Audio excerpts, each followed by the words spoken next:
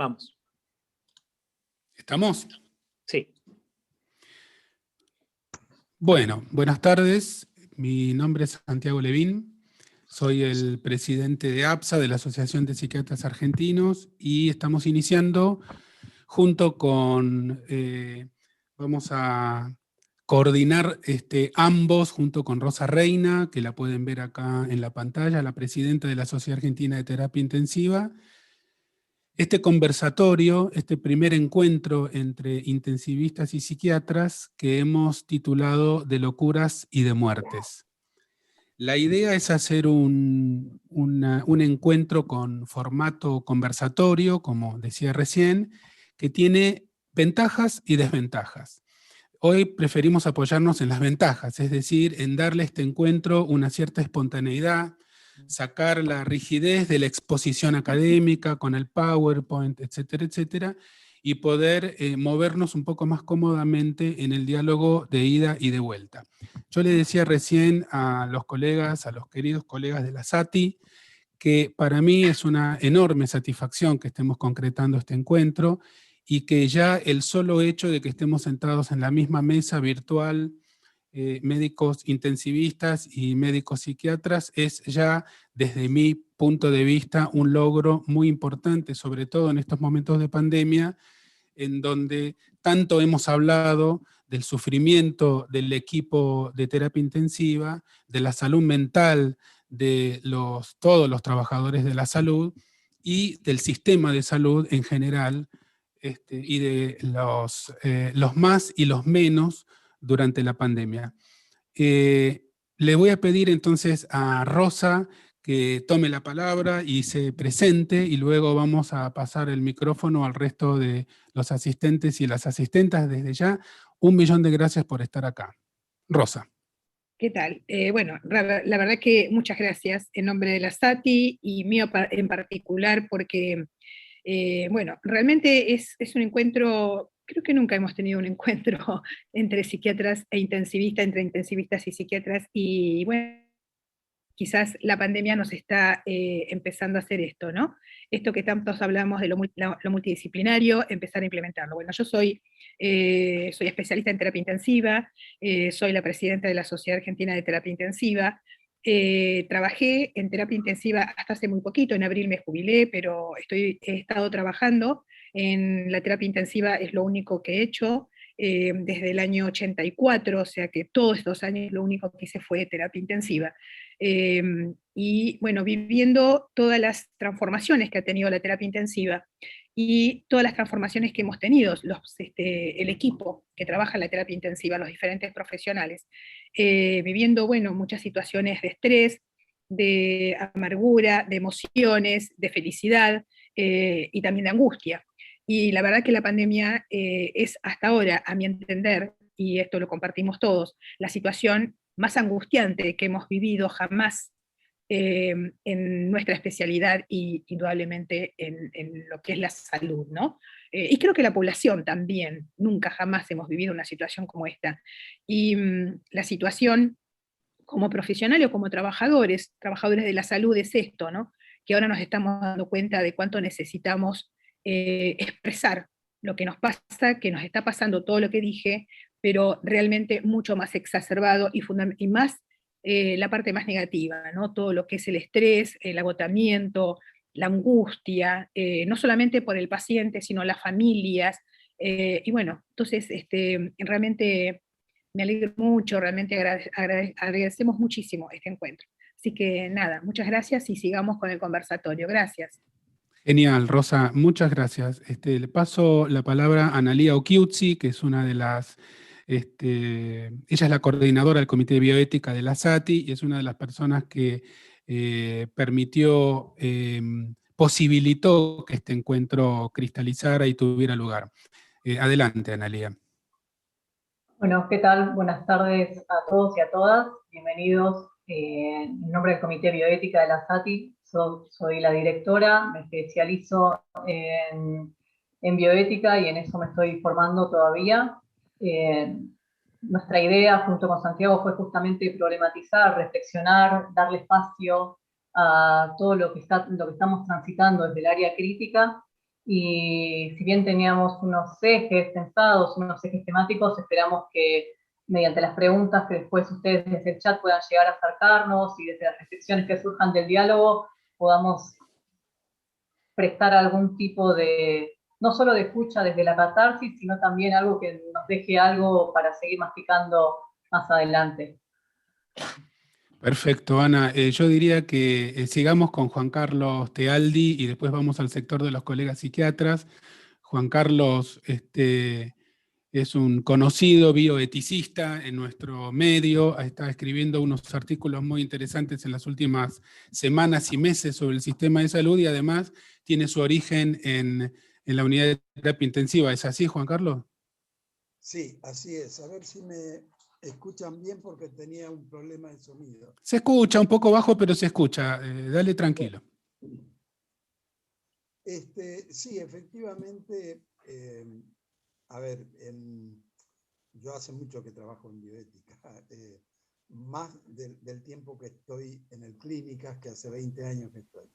Yo empecé a trabajar en bioética en realidad en la Fundación Mainetti, en el Centro Oncológico, y entonces mi vinculación no era tan directa con terapia como lo fue a partir del trabajo en el Hospital de Clínicas, pero efectivamente en el Clínicas estoy a cargo obviamente del área de bioética y el núcleo asistencial donde nosotros nacimos y seguimos vinculados fuertemente es con terapia intensiva. A mí me convocó en su momento Carlos Gerardi, que estaba en la terapia, y bueno, después seguimos adelante.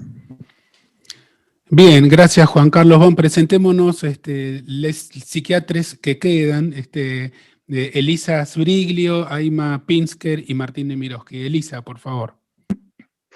Bueno, buenas tardes. Mi nombre es Elisa Sbriglio, soy miembro de APSA y de APSIN y del Comité de Bioética de APSIN. También me estoy formando en esa dirección. Más allá de los... APSIN es la Sociedad de Psiquiatría de Mendoza, digo, para de que Mendoza, no... Exacto.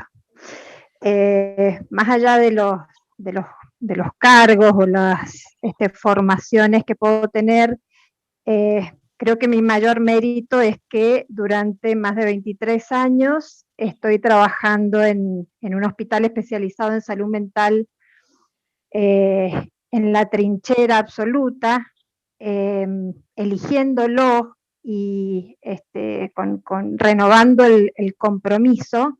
Y siempre decimos nosotros que somos la terapia intensiva de la salud mental, ¿no? Y a partir de pensar este encuentro, me di cuenta la cantidad de cosas que tenemos en común, ¿no? Que no hubiese pensado, ¿no? Con los intensivistas, y la cantidad de cosas que podemos pensar juntos. Así que bueno, agradecidísima y espero poder contribuir dentro de mis posibilidades. Muchas gracias, Elisa. Aymara, por favor, desde Trelew, Chubut.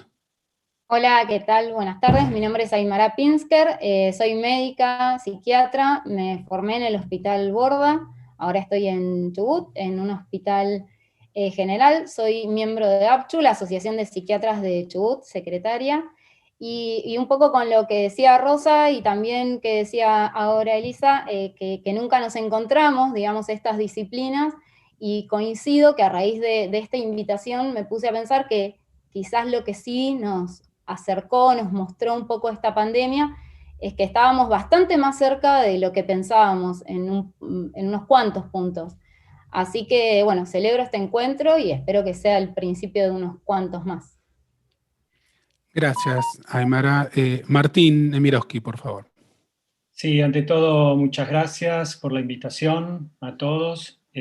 Yo soy médico psiquiatra, soy miembro de la Comisión Directiva de Proyecto Suma, soy el subdirector de la revista Vertex y he trabajado en todos los subsistemas. En el público superviso a 8 hospitales con los residentes, ¿sí? Y bueno, trabajo en urgencias en distintos lugares, y lo que me llama la atención en este momento de pandemia es, en un camino lleno de grietas, un país en muchos aspectos fracturados, tener estos tipos de encuentros permiten trazar puentes, sobre todo en un momento que se están hablando de reformas de salud, donde realmente está crujiendo una segunda, una tercera ola, y me parece que poder conversar y pensar cómo enfrentamos el futuro es realmente necesario. Buenísimo. A mí me gustaría empezar la dinámica de ida y vuelta del conversatorio preguntándole a los colegas intensivistas qué piensan que nosotros los psiquiatras podemos hacer para contribuir en este momento tan difícil, de tanta exigencia y de tanto estrés.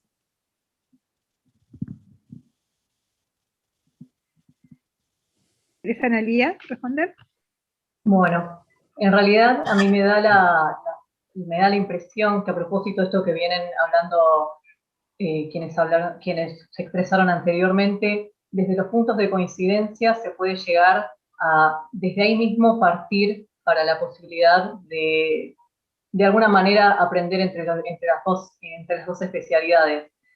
Hoy, a propósito de esta charla, venía pensando que desde los dos lados nos atraviesa una misma problemática que yo considero es intrínseca de la salud y de la sociedad en la que vivimos actualmente, que es la problemática de la medicalización. Esto del riesgo de patologizar todo, incluso las formas de vida y, desde nuestro lado, las formas de muerte. Una de las situaciones que más se nos dio a propósito de la pandemia, y se desnudó algo que ya pasaba desde antes, es esto de que muchas veces lo que nos pasa a quienes trabajamos en terapia es que si un paciente o no ingresa a terapia, o no se lo intuba, no se hace el famoso combo, entre comillas, en el ingreso, no está haciendo nada. Y me imagino que pasa algo similar cuando quizás va un paciente a su consultorio y si no recibe una indicación por algún fármaco o alguna droga, también pareciera que no se está haciendo nada. Cuando en realidad quizás el problema o el dilema o lo que resulta más quizás interesante pensar es que desde su lado quizás el tratamiento sea la palabra, desde nuestro lado el tratamiento sea el confort, el cuidado, el pensar el paciente más de una manera un poco más integral, porque creo que esto fue lo que nos chocó de frente y nos expuso a todos estos, de alguna manera, dilemas, llamamos en la bioética, que antes quizás teníamos naturalizados.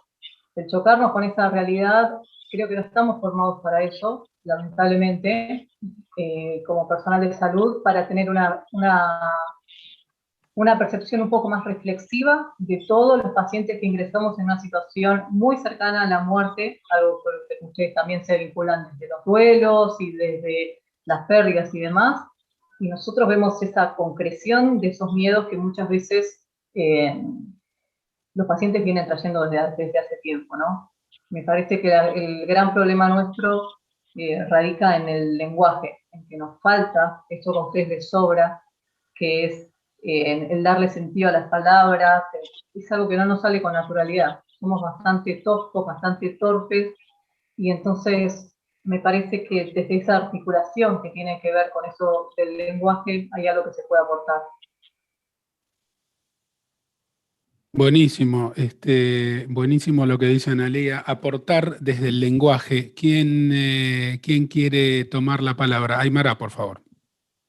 Bueno, en relación, yo hablé con Santi hace un tiempo de alguna experiencia con la gente de acá del hospital en el que trabajo de terapia, y me parecía que inicialmente quizás cuando empezó la pandemia era esto, esta es una ciudad muy chica y la gente que trabaja en terapia no estaba acostumbrada quizás a recibir este número de pacientes y esta cantidad de fallecimientos. Entonces, quizás inicialmente la propuesta era, bueno, acompañarlos y contenerlos a poder prepararse para esta situación, y ahora, retrospectivamente, me parece que ninguno de nosotros, por más que se entrene, está preparado para esto, que fue lo inexplicable, y que también poder a los compañeros de terapia habilitar el que se sientan que no están preparados para afrontar emocionalmente esto, porque quizás, bueno, en su formación tienen cierto entrenamiento, pero nadie se prepara para algo de esta magnitud.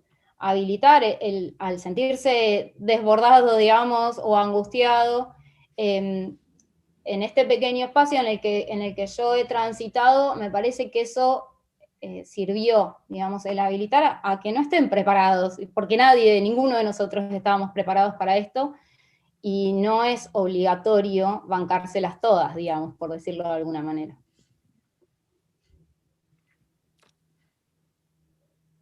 Bien, yo quería aprovechar para decir, creo que se desconectó Rosa.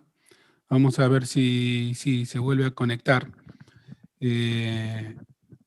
La necesitamos en este conversatorio, que desde la asociación, desde APSA, desde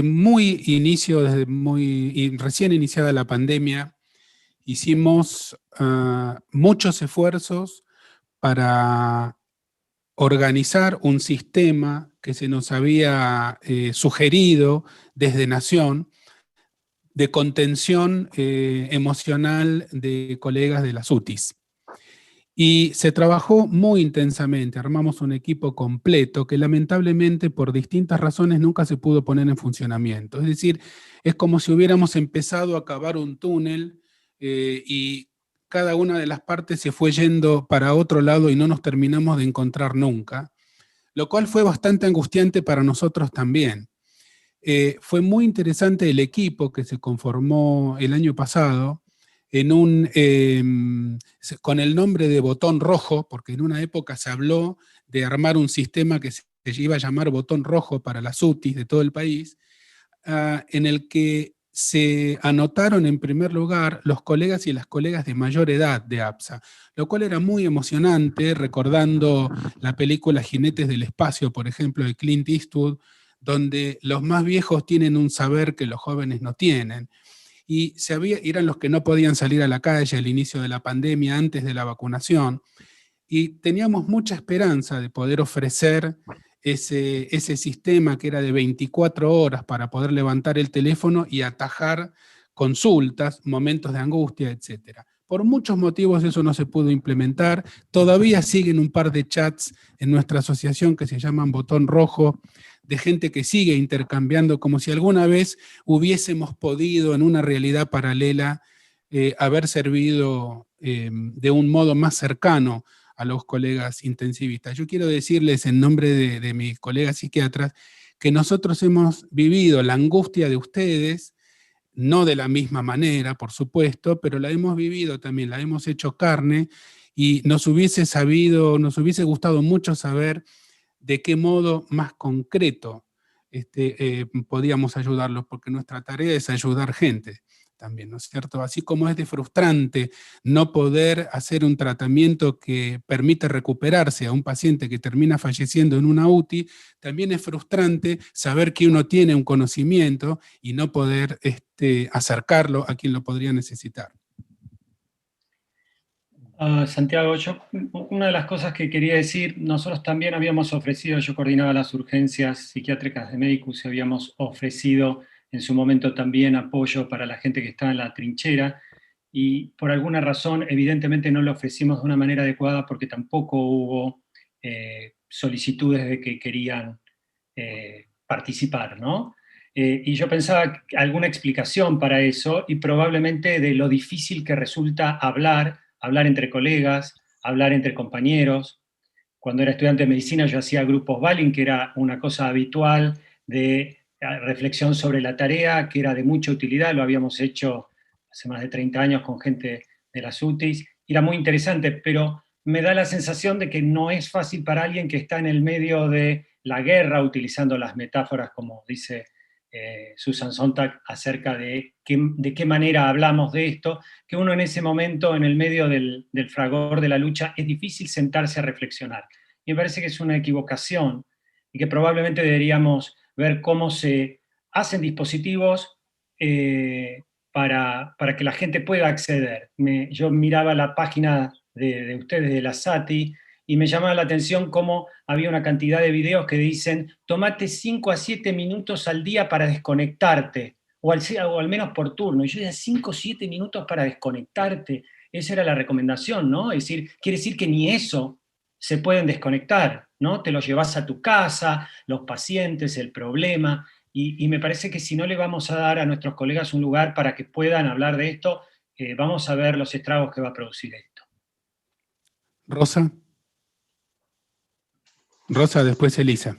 Sí, realmente es muy interesante. Disculpen, me quedé sin internet unos minutos, así que por ahí no pude escuchar lo previo, pero es muy interesante lo que acaban de decir.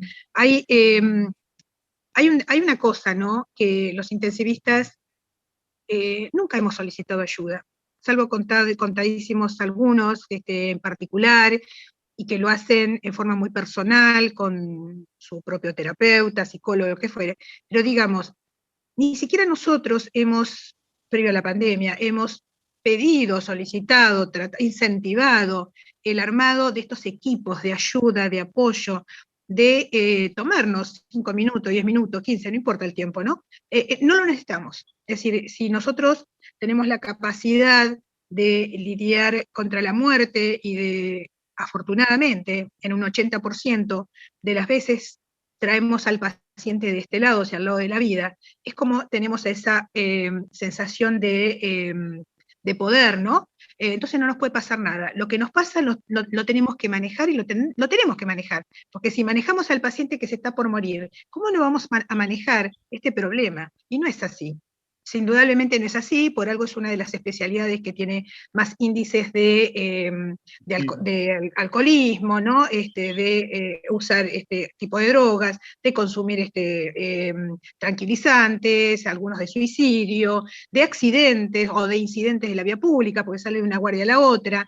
Y yo creo que esta pandemia, en cierta manera, todavía no tenemos eso presente, que necesitamos la ayuda. De hecho, eso nosotros también lo estamos evaluando y hemos puesto una aplicación también, ¿no? Aparte de lo que están haciendo, lo que está haciendo el Comité de Bioética, en otro trabajo que estamos haciendo, que es un trabajo de calidad, hemos puesto la aplicación para pedir ayuda y el porcentaje es bajo. O sea, todavía nos cuesta a nosotros entender, nosotros necesitamos la ayuda y la tenemos que pedir, ¿no?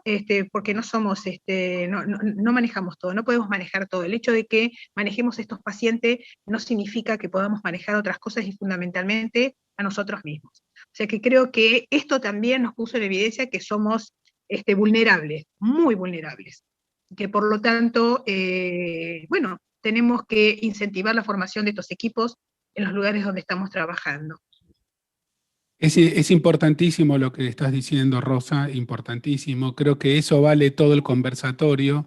Les cuento a los expositores y a las expositoras que me informan que tenemos 130 espectadores en este momento, así que es un lindo número de personas interesadas en esta actividad. Elisa, seguías vos, por favor. Sí. No, lo que quería decir es que además de que los profesionales están en medio de la tormenta, los intensivistas, y ocupados resolviendo, hay una estigmatización en el pedido de ayuda, porque nosotros hemos sido como formados en esta lógica de que somos nosotros los que tenemos que dar las soluciones, ¿no? Los que tenemos que ayudar, no los que la tenemos que pedir. O sea, culturalmente nos cuesta también, porque cuando se habla de la vocación de servicio, cuando se habla del apostolado, ¿no? El ejercicio de la medicina desde esos lugares de mucha omnipotencia, pero también de mucho sufrimiento, digamos, por eso es que este aprendizaje de empezar a colocarnos en otro lugar, ¿no? De empezar, lo que tenemos también en común los intensivistas y psiquiatras es que el sujeto a quien estamos atendiendo es un sujeto que está en una situación pasiva, ¿no? Que nosotros tomamos muchas decisiones. Yo estoy hablando de la internación psiquiátrica, donde estamos como en la terapia intensiva de la salud mental, como les decía, ¿no? Entonces, tenemos que decidir, tenemos que resolver, tenemos una función bastante omnipotente, y cuando no podemos, directamente nos confrontamos con la locura o con la muerte. O sea, o podemos todo o pasamos a quedar en una situación de total desvalimiento. Entonces, este aprendizaje creo que abre las puertas a otro modo de ejercer la profesión, además. Eso quería decir. Muy importante, Elisa, tratar de encontrar un camino conjunto entre la omnipotencia y la impotencia, que son dos caras de la misma moneda. Juan Carlos, por favor. Sí.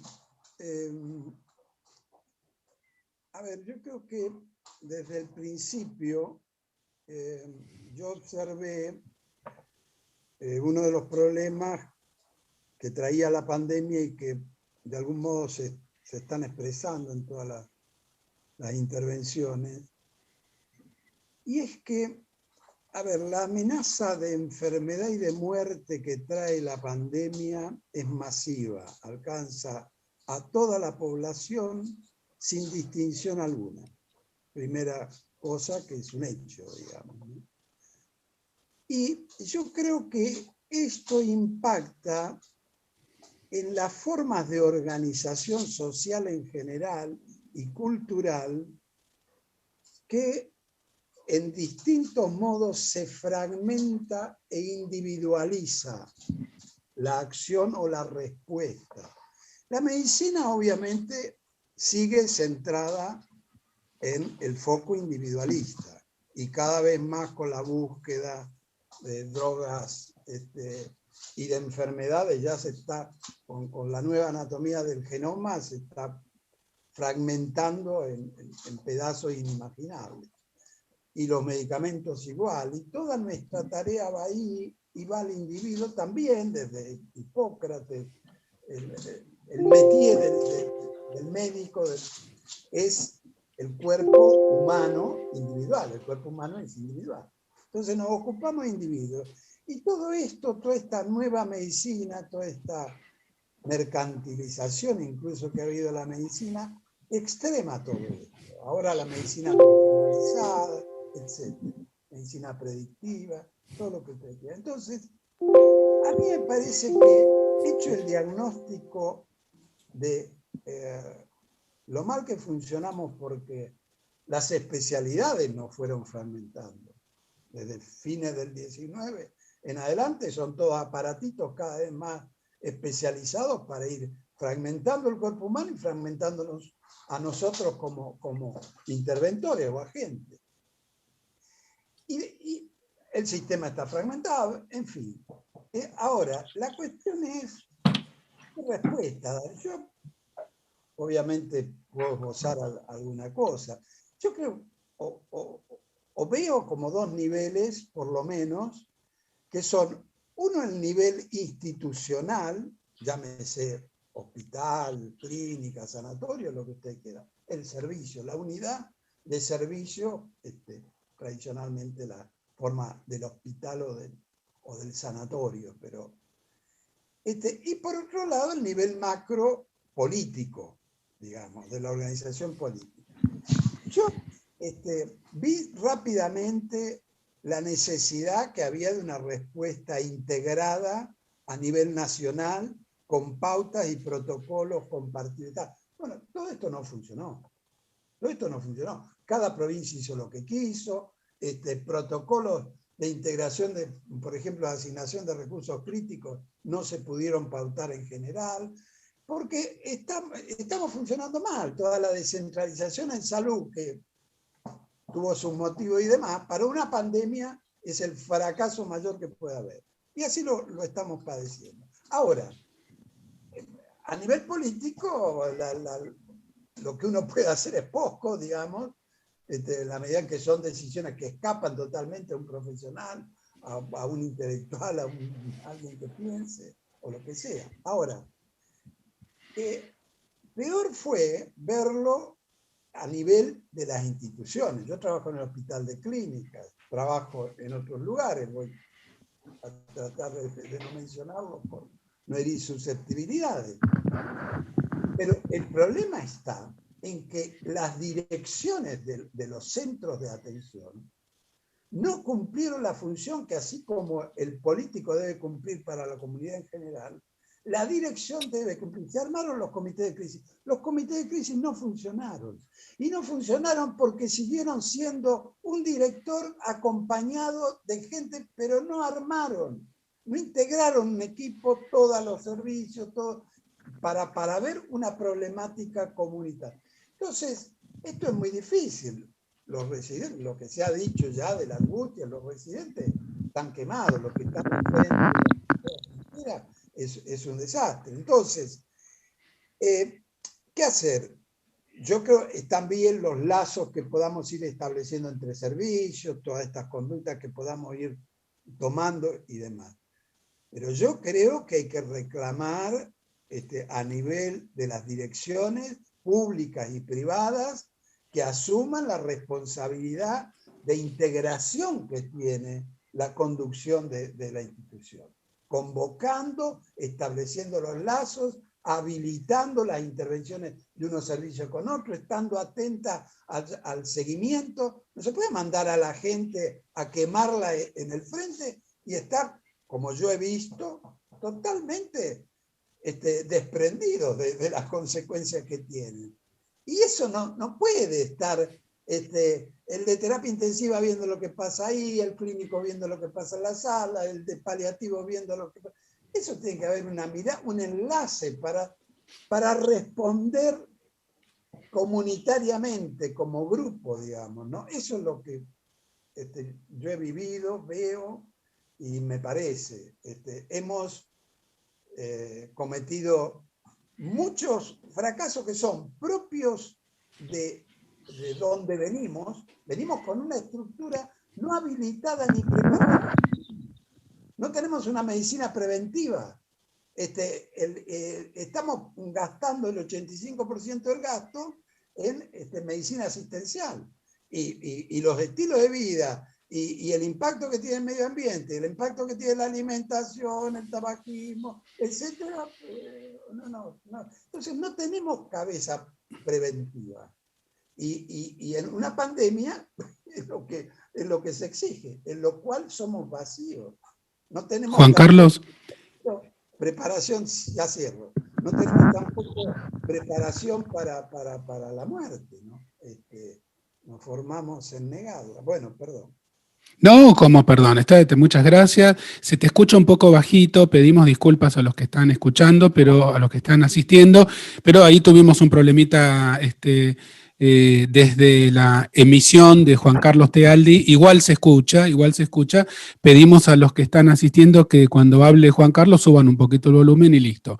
Es muy importante, hasta acá todos los que hemos usado la palabra nos hemos referido a distintos aspectos centrales del problema, desde lo más macro, que es lo que estaba tocando Juan Carlos, que va, digamos, de la estrategia de salud, la inequidad, la organización pésima de un sistema de salud que no está organizado para atender situaciones de estas, ni tampoco para hacer prevención, hasta el factor individual, no solamente de las personas que asistimos, sino de nosotros mismos, como seres humanos que tenemos un rol social, que es el de asistir a otros seres humanos en estos procesos de salud y enfermedad. Yo podemos seguir por cualquiera de estos lados, creo que hemos tocado prácticamente todo.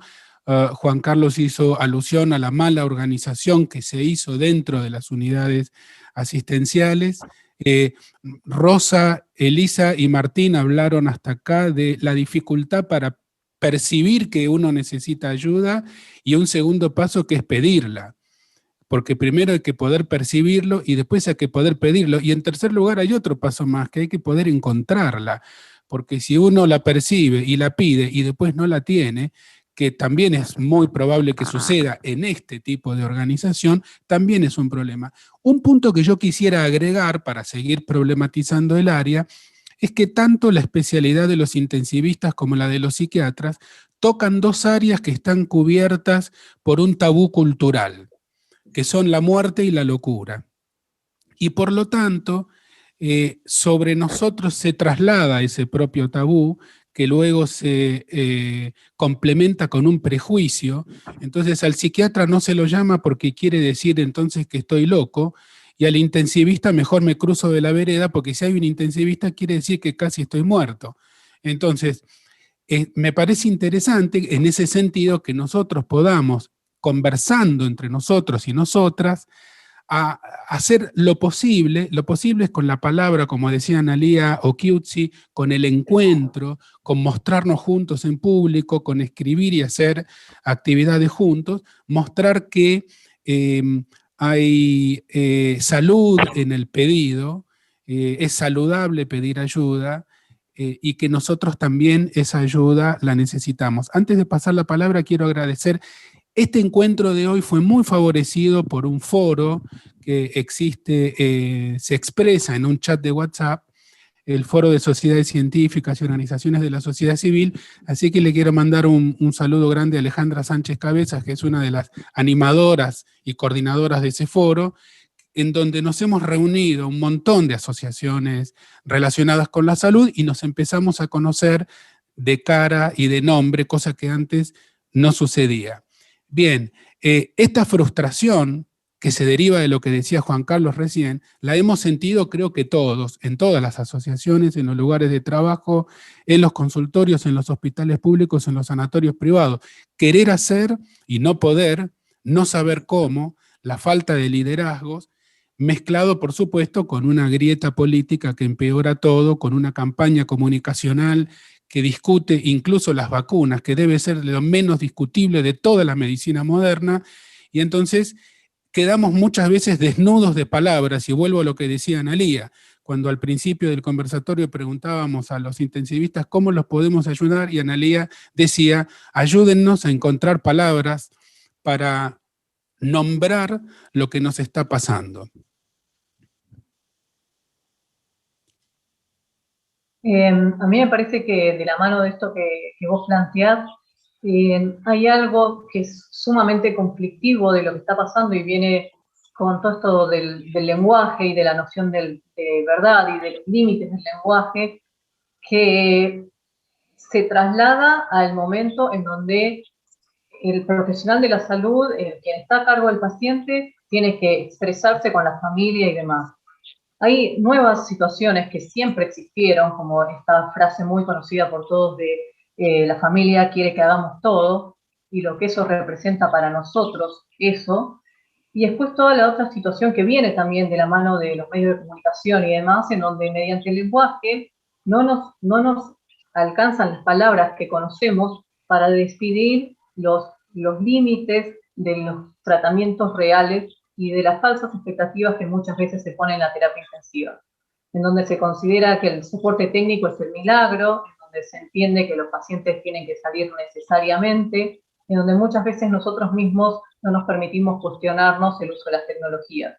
Entonces, en esa línea, en donde el lenguaje es tan diverso y tan dramático porque se encuentra en un contexto de vulnerabilidad, salen situaciones como, no, bueno, pero ventilen sí o sí a mi familia, pónganle dióxido de cloro, pasen el suebequino, pasen el plasma, y así como en su especialidad muchas veces reclaman drogas o fármacos, desde nuestra especialidad muchas veces nos reclaman cuestiones que de alguna manera embarran lo que ya para nosotros es problemático, que viene desde la comunicación.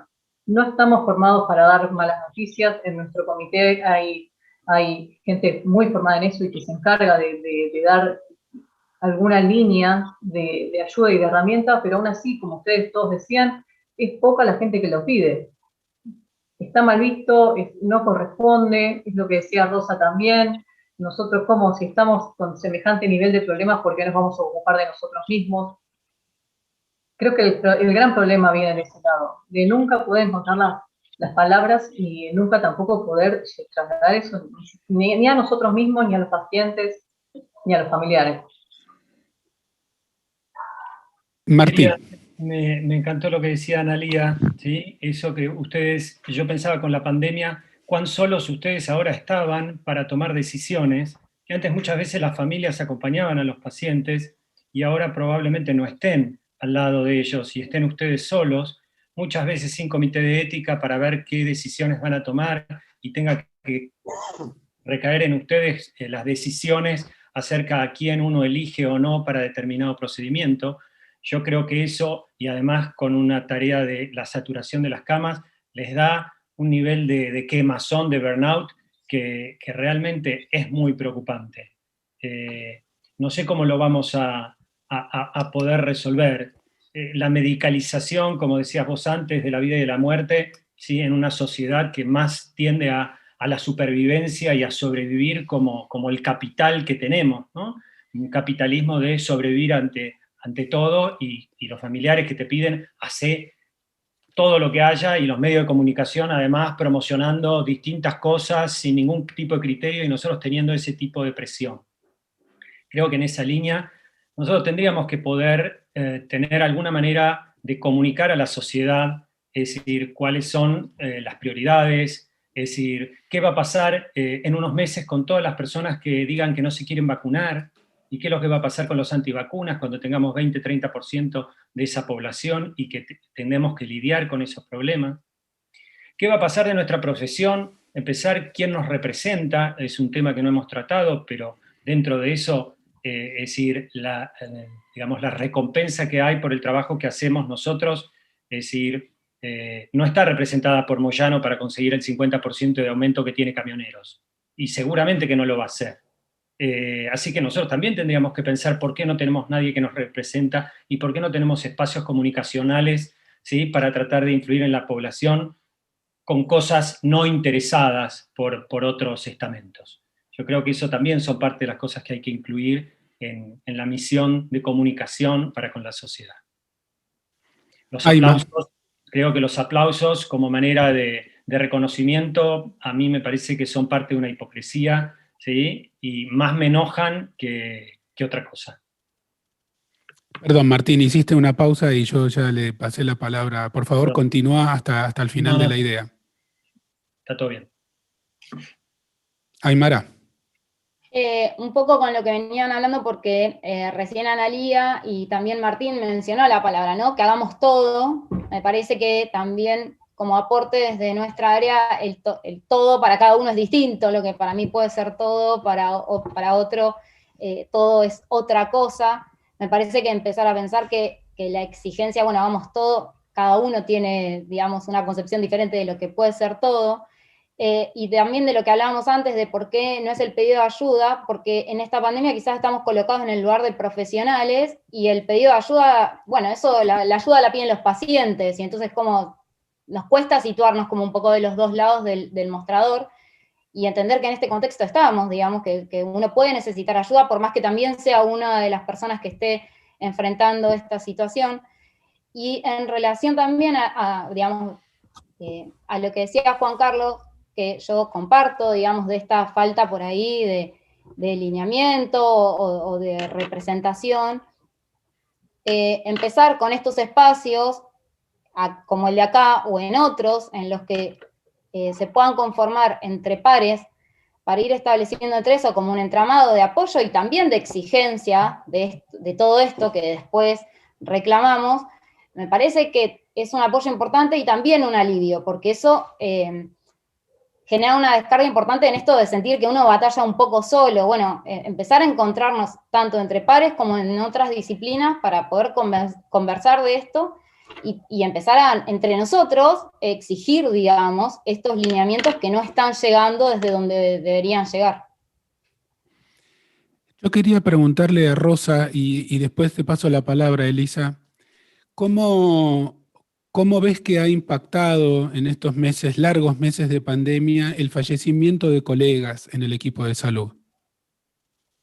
Sí, la verdad que es una situación terrible, ¿no? Porque es que nos pasa a la familia, ¿sí? A la familia, aunque no sean colegas cercanos, aunque no hayamos tenido un tacto, pero el colega es la familia, forma parte de la familia.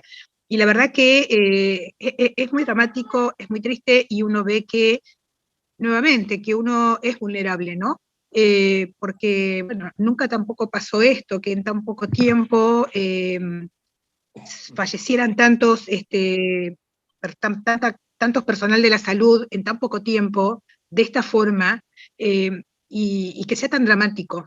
y otros que por diferentes situaciones han sufrido, se han contagiado y no pueden volver a trabajar porque están sufriendo lo que deja este virus, ¿no? Las secuelas que deja este virus.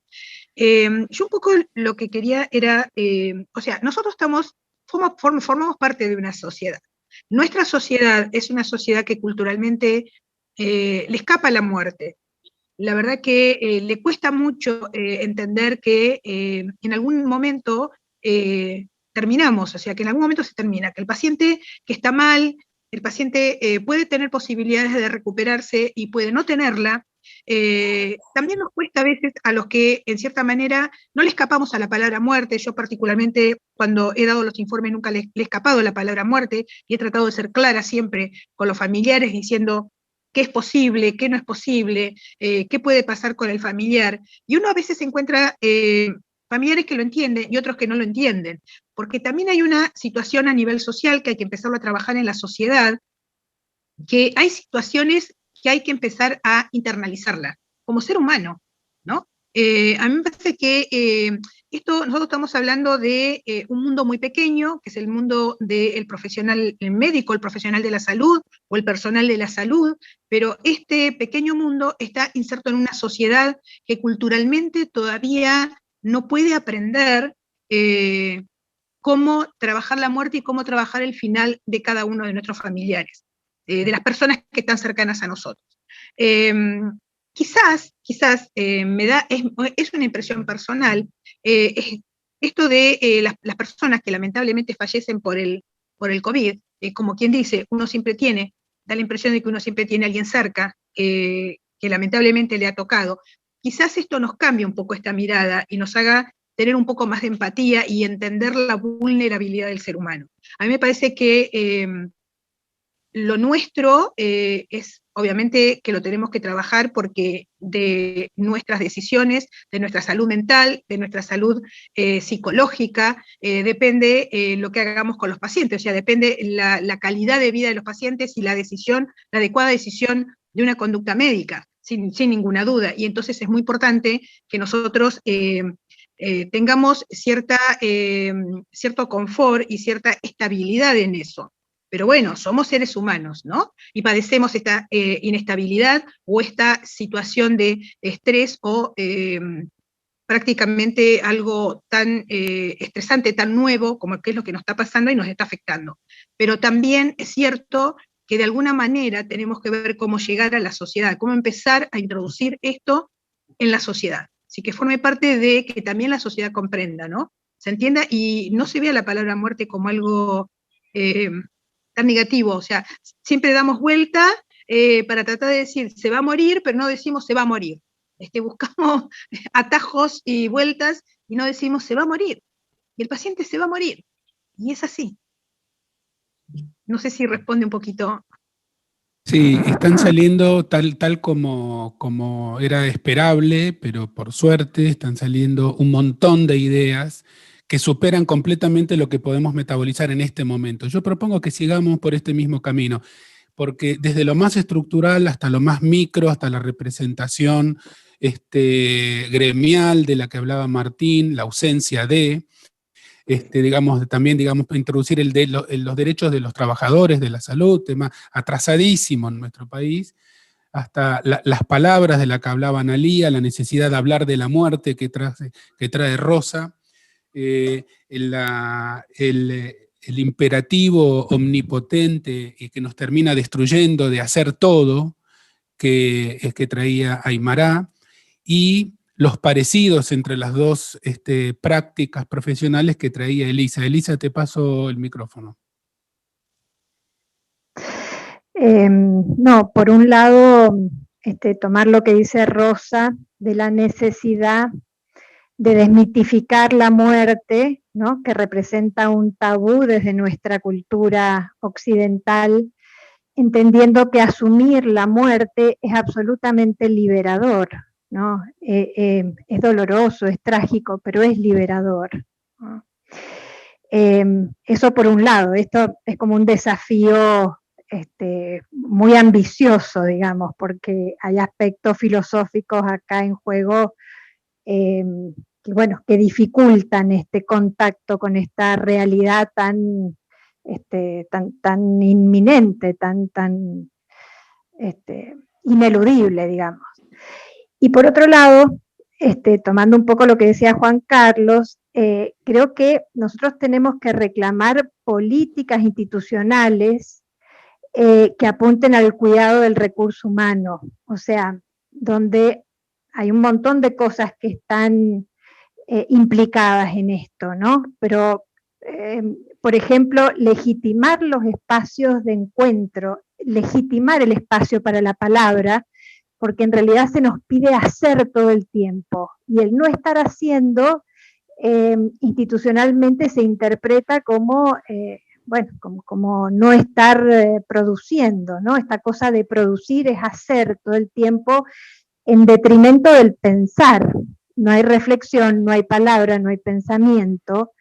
Yo he tomado conciencia con esto de la pandemia y creo que son las cosas buenas que deja dentro de tanto dolor, de cómo he estado trabajando, ¿no?, en un lugar tan doloroso también como es un hospital psiquiátrico, donde la muerte, la pulsión de muerte está todo el tiempo ahí presente, sin espacios para la palabra, para la reflexión, para el intercambio, para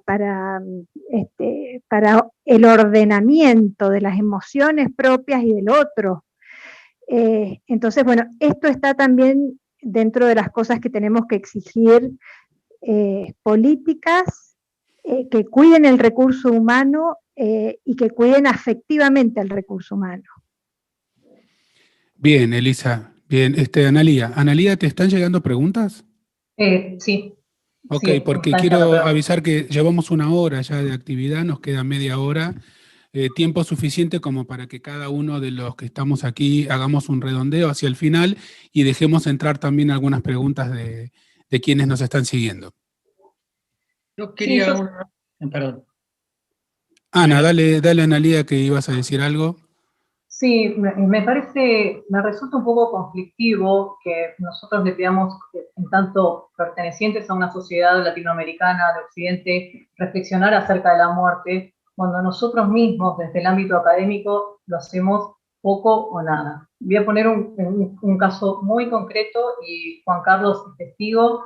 En todos los congresos de la SATI, hace muchos años, nosotros proponemos hablar de estas cosas. No solo de lo que se vio desnudado por la pandemia, sino de todas estas cuestiones que tienen que ver con los límites de los tratamientos y de las consecuencias que ofrecemos en la terapia intensiva. En un aula magna, en donde se decide si se pone 12, 14 o 16 centímetros de agua de PIB, hay gente sentada en todo el piso. Mientras que nosotros, chiquitos, con 30 personas, tratamos de pensar entre todos qué hacer con el retiro del soporte vital, qué hacer con la calidad de vida posterior a la terapia y demás. Me parece que es tiempo, es hora que nos llamemos un poco a la autocrítica de las banderas que levantamos desde el ámbito académico, porque si no resulta muy problemático, me parece, exigirle esto a quienes están transitando otro tipo de problemas diversos, distintos, que en algún punto nos horizontalizan a todos, ¿no? Independientemente de esta cuestión del poder, de la relación médico-paciente, de la que tanto se habla. Yo diría, si están de acuerdo, Martín, ahora te paso la palabra, te diría, propongo que demos entrada a alguna pregunta o algún comentario tomado al azar, porque me dicen que hay muchísimos en Internet, 1 o 2, y que después podamos hacer un cierre de 2-3 minutos cada uno de nosotros con las cosas que nos fueron quedando pensando en un futuro encuentro, y me parece que está bien que nos quedemos con gusto a poco. Forma parte de la idea también quedarnos con las ganas de seguir colaborando. Martín. Sí, con esto que decía Analía y también Rosa, con la representación que tenemos para hablar de la muerte, muchas veces lo que hablamos es de la muerte de nuestros pacientes, pero la pandemia nos ha llevado, o por lo menos muchas veces hablando con colegas y a mí mismo, Es decir, hablamos también de nuestra muerte. Estamos enfrente de los pacientes y estamos pensando también si nosotros nos vamos a contagiar o no nos vamos a contagiar, si vamos a llevar la enfermedad a nuestras casas, ¿sí? Si vamos a enfermar a nuestros padres, ¿sí? O a nuestros suegros, y en otros momentos inclusive, si tenemos que ir nosotros a terapia intensiva, ¿vamos a tener cama para nosotros? ¿A dónde vamos? ¿Cuál es el mejor lugar para ir a terapia intensiva para que te respiren? ¿Algún amigo, vos me respirarías? Es decir, no es muy habitual que estemos enfrentados con nuestros pacientes, inclusive los pacientes que vemos nosotros, con esta sensación de que la muerte nos ronda a todos y nos acecha en todos lados. Y eso hace que nuestra atención y nuestra atención sea muy diferente, ¿sí? Cuando estamos todos involucrados en esa situación. Eso. Totalmente de acuerdo con lo que decís, Martín. La muerte es un tema que primero tenemos que asumir nosotros, como decía Analía, y después pretender que pueda ser metabolizada por la comunidad. Si querés traer algún comentario, Ana, que te haya llegado o alguna pregunta, introduzcámoslo ahora y después hacemos una ronda. Yo lo que estoy viendo es que hay mucho comentario, no preguntas, sino aportes. Sí, acá tengo una pregunta que dice, ¿cuáles consideran, sería para ustedes, cuáles consideran que han sido o que son actualmente los factores desencadenantes de mayor ansiedad en los médicos, médicas, personal de salud que atiende pacientes COVID? Si es la amenaza de muerte, si es la falta de insumos, o sea, ¿qué es lo que pasa con eso? ¿O qué quizás herramientas nos podrían llegar a dar para prevenir de alguna manera esta situación del burnout, en donde a mí me da la impresión, por la gente con la que comparto, que lo difícil es encontrar a alguien que no esté transitando una situación de angustia, de tristeza, de desasosiego, de todo esto que venimos hablando. Martín. Sí, me encantaría hacerte una lista, como poco descanso y esparcimiento, alta carga de trabajo, mala paga, lugares poco óptimos para higiene y sueño, mala alimentación, pocos elementos de protección personal, poca contención de las autoridades, sobrecarga administrativa, sobrecarga asistencial, miedo a contagiarse, la infodemia, los familiares que, como decía antes, no están, o la presión que hay. Diría, todas esas tomar las decisiones que les toca tomar a ustedes, yo diría, todas esas cosas es abrumador, digamos, la cantidad de cosas que los ponen en riesgo. Ustedes hicieron una encuesta que creo que les dio que el 50% de las personas tenían ansiedad, ¿sí? O depresión, irritabilidad, problemas de sueño, en una encuesta que hicieron ustedes en la SATI. Es decir, si no estamos viendo esto que está así y todavía falta mucho más por seguir, vamos a tener que ir atajando más gente con otro tipo de problemas, no solamente que se enfermen por coronavirus. Gracias, Martín. Yo mientras hacías esa lista, a mí se me ocurría las guardias de 24 horas, el pluriempleo, etcétera. ¿Quién inventó las guardias de 24 horas en un sistema de salud racional?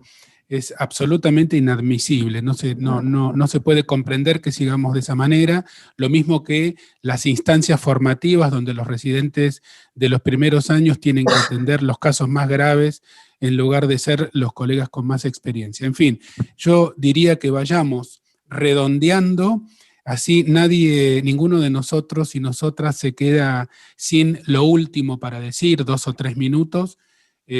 Juan Carlos, si querés empezar vos, por favor. Sí, cómo no. Bueno, tomando un poco la pregunta de recién, ¿no? Es cierto que hay una cantidad de factores tan grandes para, como bien Martín lo señaló. A mí, en mi escucha, lo que más me ha sonado es la angustia ante la familia del que muere. La angustia y de no digo enfrentar, ¿no? Pero de procesar el duelo, digamos, junto con la familia. Yo creo que el tema del duelo, por parte de los médicos que están en la trinchera, en la primera línea, me parece que es el factor número 1 de angustia, de malestar, etcétera, ¿no? Pero bueno, Y una cosa más respecto a la muerte, no siempre el tema de la muerte ha sido visto socialmente y culturalmente en Argentina, no digo en el mundo, en Argentina, como ahora.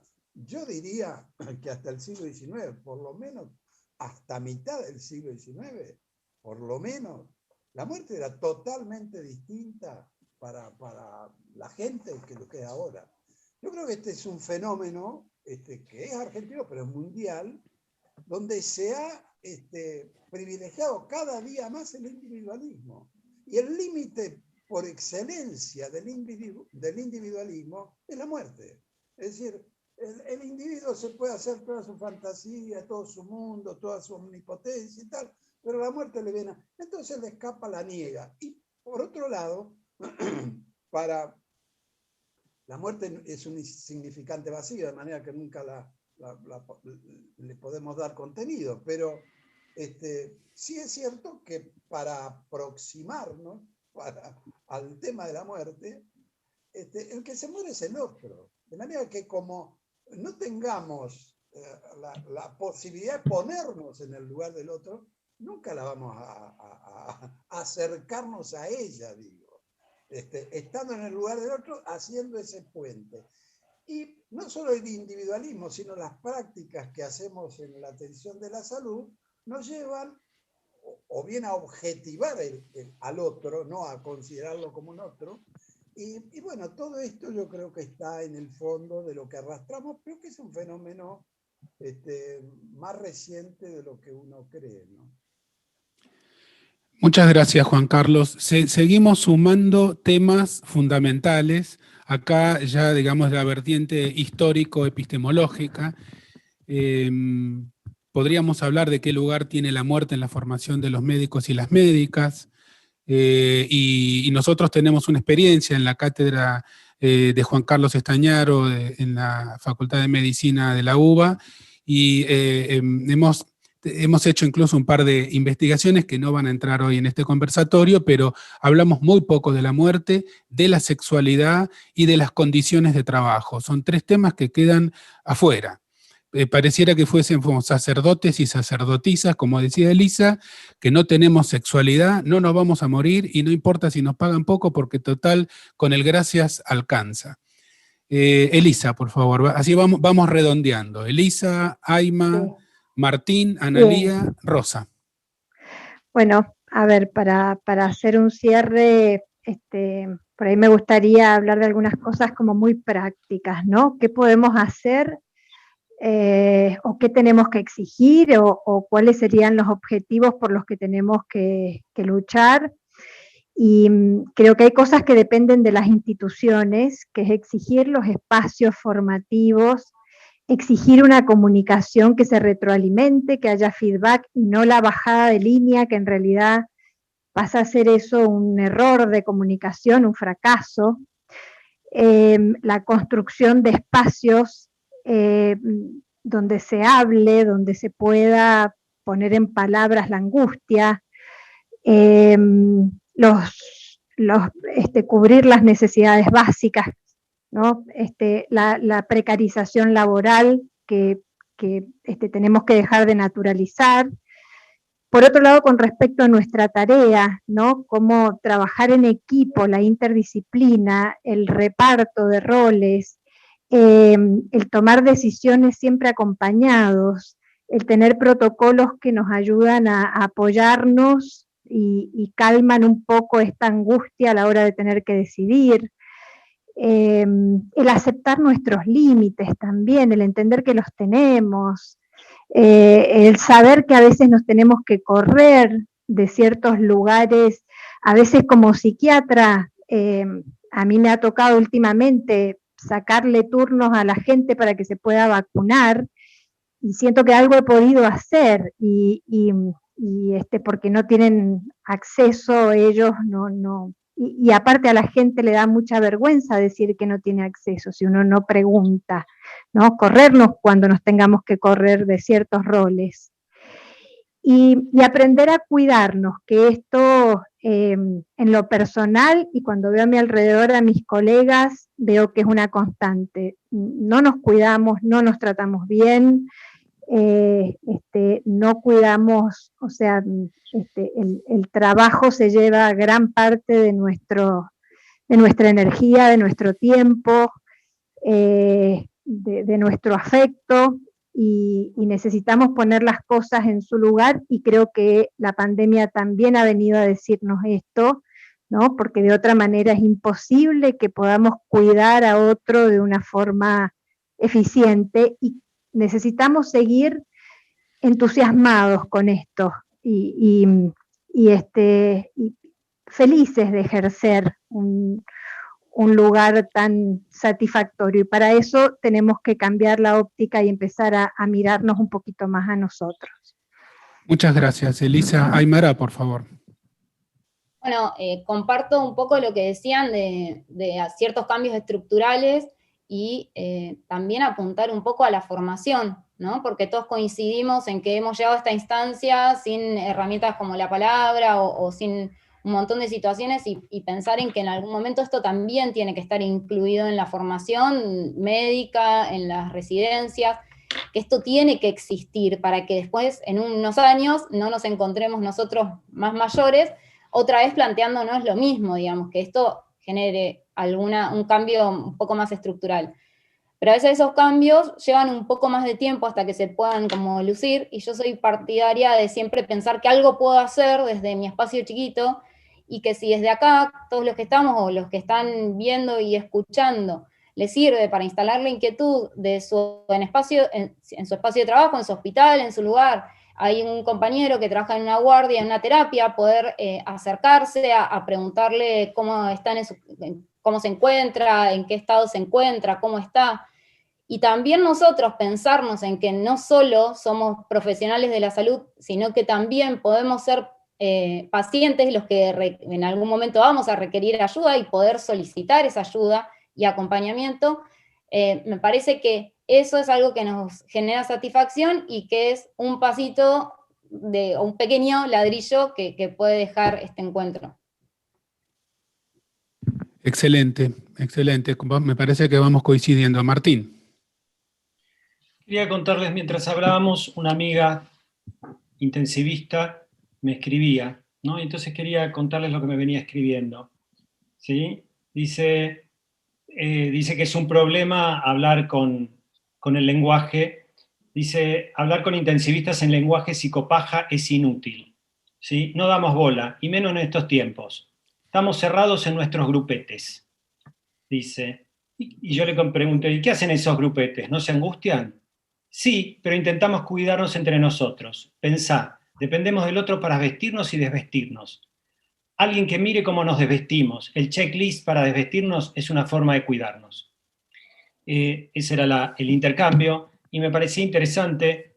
Siempre, si nosotros no vamos con el lenguaje que tiene el que está del otro lado y no nos acercamos a una manera que nos puedan escuchar, no vamos a poder ayudarnos.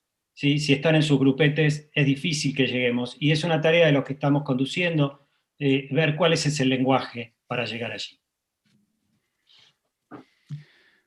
Analía, antes de tu cierre, creo que tenemos tiempo. Yo quiero decir, la parte técnica me sugiere que diga, me parece una buena idea, que tenemos un montón de comentarios, decenas y decenas, los vamos a leer todos post actividad, y en todo caso veremos qué hacemos con eso, pero no van a caer en saco roto. No sé si vos tenés, Ana, alguno ahí que hayas seleccionado para compartir, antes de tu cierre. Sí, ¿se me escucha? Sí.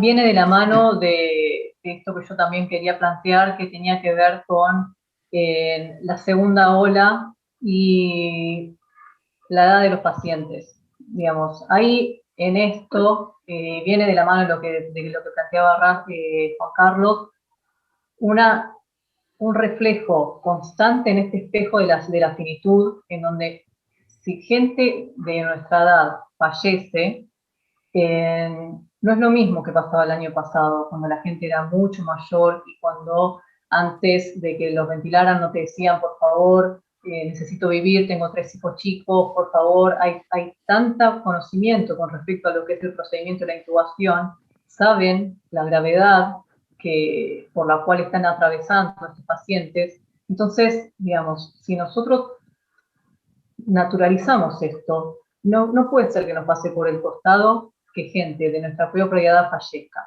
Entonces, si nosotros no podemos siquiera entender que eso requiere algún tipo de asistencia ajena a nuestras propias y escasas herramientas, me parece que no vamos por un buen camino. Eso, punto 1. Y punto 2, a propósito de la charla de hoy, hablaba ayer, prestando de guardia a algunos compañeros enfermeros, que me decían, nunca, y perdónenme el concepto, embolsamos tantos pacientes por día. Entonces, solidarizarme con los enfermeros también, que de hecho actualmente no forman parte de la carrera hospitalaria en Capital Federal, esto hay que decirlo, y el recordar las corporalidades, no solo de los pacientes, sino las nuestras, cuando cada vez que pronamos un paciente, lo supinamos, lo que te pesa la máscara, lo que se te empaña en los anteojos y todas estas cuestiones. Permitámonos cuidarnos un poco más, y si esto es de la mano de la salud mental, bienvenido y agradecida por el espacio. Gracias, Analía. Rosa, por favor. Sí, creo que yo no tengo mucho más para agregar porque la verdad que se han hablado de todo. Lo que quiero decir es que creo que soy la más vieja quizás en este grupo, ¿no? Pero del año 84 que hago terapia intensiva, siempre en un hospital público, siempre en el Hospital San Martín de la Plata. Mi paso ha sido todo el tiempo en el hospital público, he sido instructora de residentes, y la verdad que siempre se han solicitado muchísimas, tratando de mejorar lo que es el entorno de la salud, ¿no? Esta cosa hostil que estamos hablando, y sobre todo en la terapia intensiva, donde uno está tomando decisiones muy al límite del tiempo, un poco como han dicho todo y como dice Analía, ¿no? Que uno de pronto, lo que decimos, en estos momentos estamos pronando 6, 7, 8 pacientes por día, cuando pronábamos 1 o 2 por mes. Lo que les pasa a enfermería, que están embolsando tantos pacientes todos juntos, las personas jóvenes que están entrando a las terapias intensivas, las personas mayores que fueron el año pasado, que también, bueno, no podían estar con su familia, o sea, todo esto, y la verdad que yo creo que esto, vuelvo un poco con el tema, nosotros obviamente que nos tenemos que cuidar, estamos en una situación donde estamos tratando de implementar las mejores medidas médicas y de conocimientos posibles para tratar de salvar la mayor cantidad de vida posible a estos pacientes, donde sabemos que la mortalidad es más alta, mucho más alta de la mortalidad que habitualmente tenemos en la terapia intensiva, y eso nos pone en una situación terrible de angustia a los intensivistas, porque no tenemos esta mortalidad en las terapias intensivas. Lamentablemente nos está pasando ahora. Y que siga el individualismo, y un poco quiero rescatar algo que dijo Juan Carlos, no se arman estos comités de crisis. La verdad que a lo largo de mi vida como intensivista he visto armarse tantos comités de crisis, y sigue el individualismo, cada uno quiere hacer prevalecer su propia idea y su propia decisión. Y la verdad que nos cuesta el trabajo multidisciplinario, nos cuesta mucho. Y uno trata de decir, bueno, vemos cómo lo hacemos. No, las cosas hay que empezar a armarlas, hay que empezar, como estamos diciendo acá, empezar a pensarlas, empezar a pensar de locura y de muerte, empezar a pensar la vida, la locura, la muerte, los pacientes, y nosotros también vamos transitando situaciones cognitivas, alteraciones físicas, y empezar a trabajarlas y dejar los individualismos de lado. Permítame esta reflexión, porque la verdad que a lo largo de los años he visto poco progreso en esto. Quizás sea muy pesimista, quiero ser optimista. Quiero entender y comprender que esta situación casi de guerra que nos está pasando, de una vez por todas sea un momento de quiebre en el buen sentido, que nos permita pensar que si no trabajamos multidisciplinariamente, si no trabajamos en conjunto, si no nos sentamos en un lugar que sea redondo y donde todos nos vemos las caras y nos escuchemos y podamos decir, no, está bien, quizás yo estuve un poco equivocada, entiendo tu razonamiento, tratemos de buscar el consenso y no siempre el individualismo, me parece que vamos a seguir siempre de la misma forma. Los cambios empiezan por uno, por cada uno, por cada equipo, y además, y eso se tiene que ir agrandando, y sin ninguna duda que el Estado debe estar presente, porque como bien decimos, yo puedo hacer lo poquito que puedo de mi lugar, pero si todo el resto no funciona, sigue siendo un pequeño aporte mío, y no cambia nada. Entonces, me parece que de una vez por todas también el Estado tiene que tomar su rol importante en esta situación. Nada más y gracias. Muchas gracias por este encuentro. Gracias, Rosa. Yo voy a decir también unas palabras de cierre. Espero haber podido coordinar democráticamente, como para que la palabra circule entre todos y todas. No se me ocurren temas que no hayan surgido de la máxima importancia alrededor de este encuentro. La muerte, la locura, el sistema sanitario, la equidad social, la necesidad de organizarnos. Nosotros venimos hablando mucho de solidaridad en nuestra campaña de comunicación desde APSA. Me parece que también tenemos que empezar a hablar de solidaridad entre colegas. Solidaridad entre colegas no solamente de la medicina, sino de la salud. Solidaridad como único modo de salir del individualismo que mencionaba Juan Carlos. No solo fijarnos cómo están nuestros pacientes, no solo fijarnos si hay una persona en situación de calle que necesita un mate cocido, sino también fijarse cómo está el colega, porque muchos la están pasando muy mal. Y una mano en el hombro, un llamado por teléfono puede hacer la gran diferencia. En psiquiatría y en psicoanálisis nosotros hablamos de las defensas psíquicas inconscientes, que nos ayudan, los mecanismos de defensa, a disminuir montantes de angustia que serían difíciles o dolorosos de experimentar.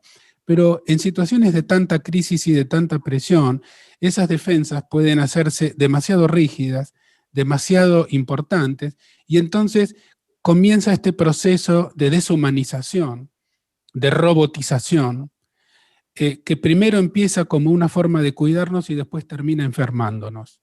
Nos tenemos que rehumanizar como conjunto de colegas, contestándole a la colega intensivista que le escribió Martín, que aparte tiene una manera con mucho humor de hablar y con mucha agudeza.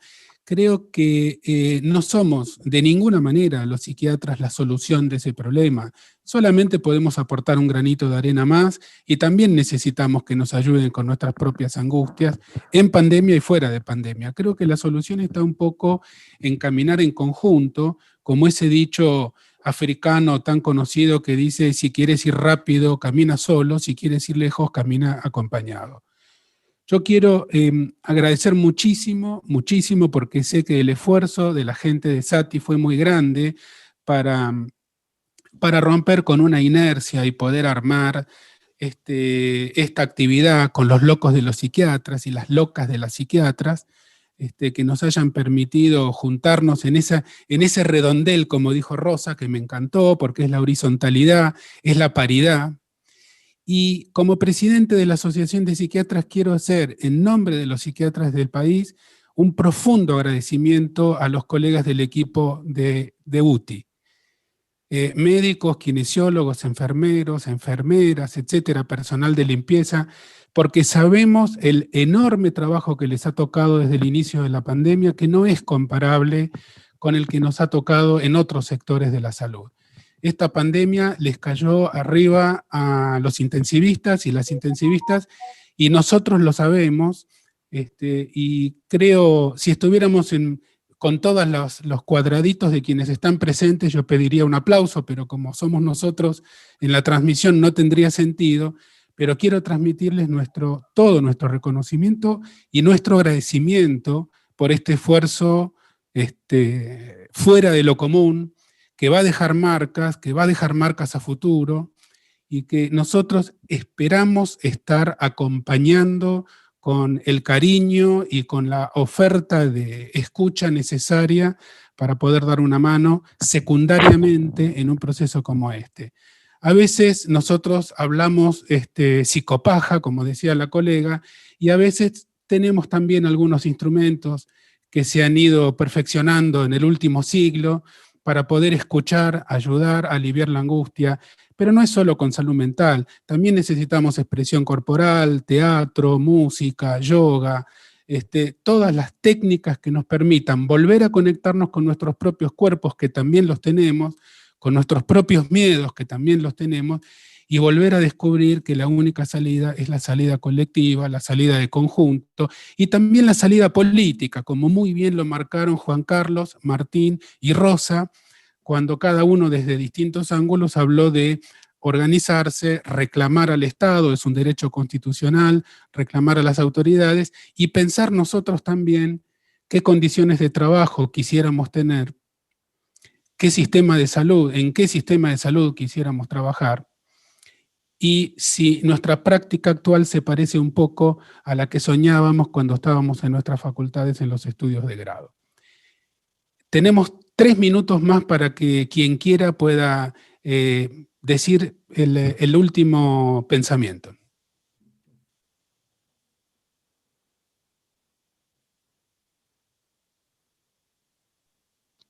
Bueno, yo la verdad que yo creo que este es un puntapié importantísimo.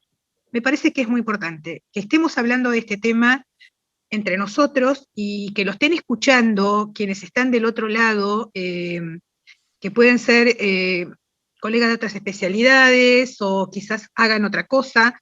Es importante que nos podamos dar este espacio y aflorar todo esto que decimos, que muchas veces lo decimos en grupos muy pequeños, pero que en este momento lo estamos diciendo, lo estamos visibilizando y compartiendo 2 sociedades científicas, que no es menor, que sociedades científicas se involucren en esta problemática, que vaya más allá de la especialidad o de la profesión o de las diferentes disciplinas que la misma sociedad engloba o cubre. Y poder llevarlo a la sociedad, poder llevarlo más allá de nuestras simples sociedades científicas, que son muy importantes. Y quizás darnos cuenta que trabajando en conjunto las sociedades y poniéndonos estos objetivos y evidenciando estas problemáticas que yo repito por ahí con esto, que forman parte también de la problemática de la sociedad, a otro nivel quizás, pero forma parte no solamente del nivel académico, sino del nivel social. Poder compartirlo y poder visibilizarlo es muy importante. Y esto también me parece que las sociedades científicas, en particular aquellas que estamos más involucradas por esto de que nos cayó encima la pandemia, pero todas en general, porque también en la terapia intensiva nos están ayudando a laburar con los pacientes, colegas de otras especialidades, que pobre, la verdad que cuando ven un paciente intubado, con el respirador, con todos los tubos, con las bombas, quieren salir corriendo, pero se quedan a ayudarnos, igual se quedan a ayudarnos. O sea, algo está aflorando. Tenemos que seguir manteniéndolo y seguir manteniéndolo en la superficie y evidenciándolo, porque como sociedad científica en este momento tenemos que tener también un rol social. Eso es lo que quiero decir, gracias. Bueno, me parece un excelente cierre el de Rosa. Yo vuelvo a agradecer muchísimo a los participantes, a Martín, a Aymara, a Elisa, a Juan Carlos, a Analía, coorganizadora, impulsora, coimpulsora de esta actividad. Sería buenísimo que podamos tener una versión 2, que nuestras sociedades queden unidas con objetivos comunes. Y vuelvo a reiterar, los psiquiatras abrazamos a los intensivistas, admiramos mucho el trabajo que están haciendo y esperamos poder continuar este puente de colaboración para pensarnos en conjunto, solidariamente, como equipo de salud y salir del individualismo que denunciaba Juan Carlos, que no es solamente de la medicina, sino que tiene que ver con un momento de la historia y del conjunto socioeconómico mundial que nos impulsa a una vida íntima, individual, y no a una vida política. La polis es el conjunto, es en la calle, y la vida política es así. Ahora es por Zoom, la próxima vez será en persona, y un día estaremos haciendo nuestras actividades conjuntas, codo a codo. Cierro acá, gran abrazo, gracias Rosa, muchas gracias como presidenta de la SATI, un beso grande para todos y todas. Gracias a todos. Gracias. Bueno, vamos.